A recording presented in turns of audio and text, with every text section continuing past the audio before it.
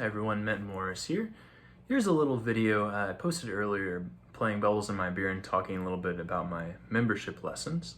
But here's some kind of the things we talk about and the things we try and implement in our playing and practice. So what I played earlier was kind of a little solo on Bubbles in My Beer. And the last 2 months of our lesson series, we've been talking a lot about chromatics and enclosures and in the context of a lot of like blues. But now we're kind of going to venture more into more Western swing and kind of easy standards eventually. And still we'll return to blues. But it's now kind of putting those things and kind of highlighting the melodies of the song. So if we have a really simple melody like Bubbles in My Beer, it's in the key of D, it goes like this.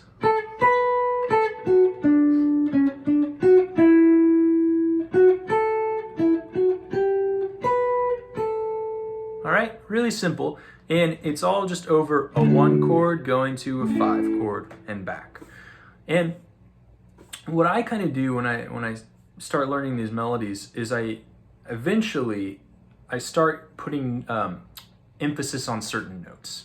So the way I hear it, I kind of have like target notes that I'm trying to get through and weave my lines and chromatic ideas through.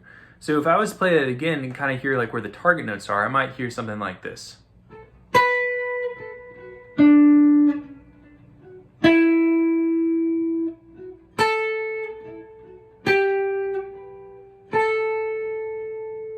Right? So those are kind of where I hear it, and that's where I would target my lines to resolve. So right off the bat, a really easy thing we can do is kind of do groups of 3.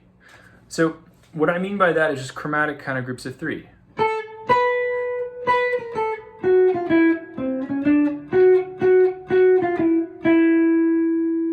All it is just connecting with a note from like the key and then a little chromatic passing tone. So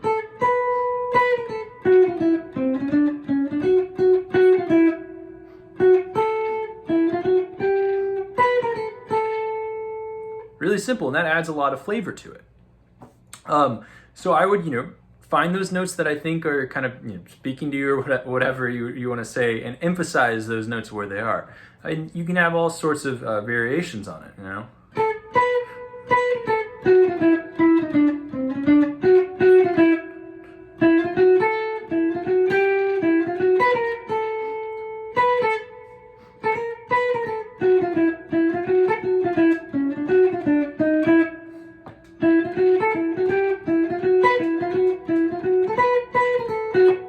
And that is a really good practice of just doing things like that and seeing, how can I come into this from below it and above it in those groups of 3.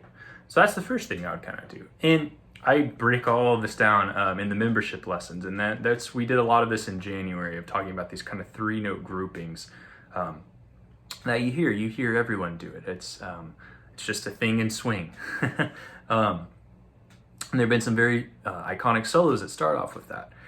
So that's one thing you can do. The next is kind of starting to bridge the gaps a little bit. So within this group of 3, and this next group of 3, I want to add a note to connect it to. So I might go, and that's just adding one extra note to bridge them. I could do anywhere really, I could put that note. It's just to connect them. So I might go, right? That was going below it.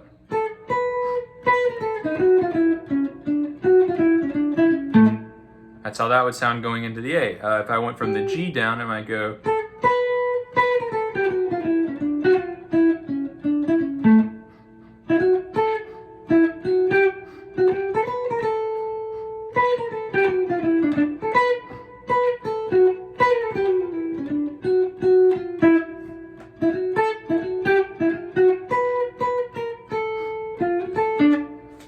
I would have fun with that and just connect those groups of 3. So that's kind of where I think you kind of start going between the rhythm and more continuous ideas. So maybe in my first time going through the melody or my solo or whatever it may be, I might use the more rhythmic, chunky group of 3, which I really like that sound. It's a great sound. And then maybe the second time I might connect it a little more. So maybe I'm going.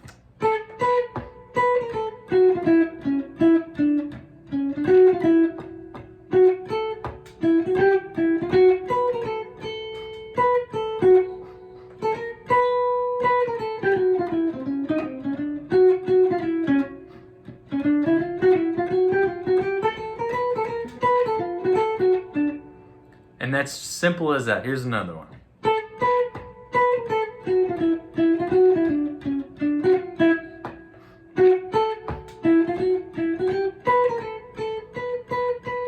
And together.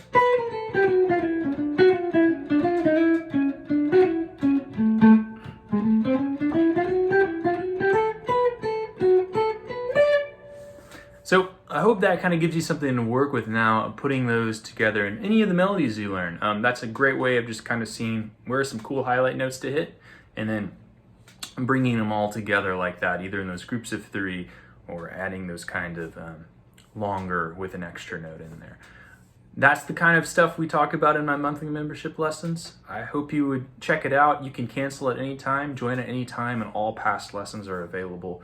Typically, I do 2 to 3 lessons a month, about 10 to 20 minutes in range. Always one kind of more, this is the concept, and then another, this is kind of the performance of the concept and how you can implement that into your own.